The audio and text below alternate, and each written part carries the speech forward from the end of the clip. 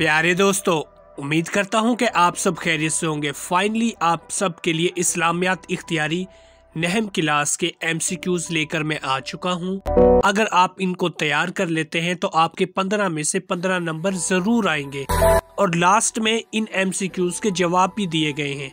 जल्दी करें, इन तमाम एमसीक्यूज को अच्छे से तैयार कर लें। अगर आप चैनल पर नए हैं तो चैनल को सब्सक्राइब ज़रूर करें ताकि मेरी हर नई वीडियो आपको बआसानी मिल सके।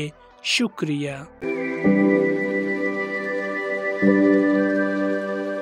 Thank you.